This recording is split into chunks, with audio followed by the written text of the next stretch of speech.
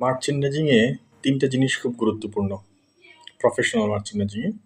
একটা হলো আপনি যে অর্ডারটা বাইরের কাছ থেকে পাচ্ছেন, সেটা কতটা দক্ষতার সহিত ক্রিয়েটিভলি এবং খুব নিখুঁতভাবে আপনি এক্সিকিউশন করতেছেন এবং শিপমেন্ট পর্যন্ত পুরো বিষয়টাকে হ্যান্ডেল করতেছেন।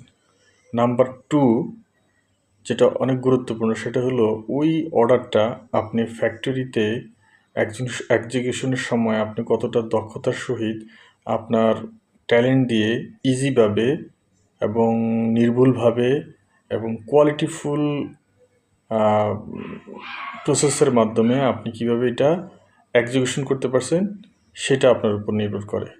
এটা হলো 2 নাম্বার গুরুত্বপূর্ণ বিষয়। আর 3 নাম্বার যে বিষয়টা সেটা হলো বায়ার এবং ফ্যাক্টরির সাথে যে কানেকশনটা, যে রিলেশনটা, এটা আপনি কতটা স্ট্রংভাবে এবং কতটা ফেয়ারভাবে, কতটা অনেস্টলি আপনি ইথিক্যালভাবে এই কানেকশনটাকে ডেভেলপ করতেছেন এবং একে অপরের মধ্যে এই রিলেশনটাকে ইমপ্রুভ করতেছেন লং টাইম বিজনেসের জন্য। এটাও কিন্তু একটা মার্চেন্ডাইজিংয়ের কোর একটা রেসপন্সিবিলিটিতে পড়ে, অর্থাৎ খুবই গুরুত্বপূর্ণ বিষয়।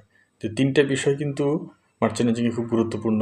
এটাকে ভেঙে আরও কয়েক ভাগে ভাগ করা যায়, বাট আমার কাছে এই 3টা বিষয়কে খুবই গুরুত্বপূর্ণ মনে হয়েছে। আপনাদের যদি আরও বিষয়ের বেটার কোনো এক্সপিরিয়েন্স থাকে বা এগুলোকে এলাবোরেট করার মতো আরও কোনো পয়েন্ট থাকে, আপনারা কমেন্টসে শেয়ার করতে পারেন। ধন্যবাদ।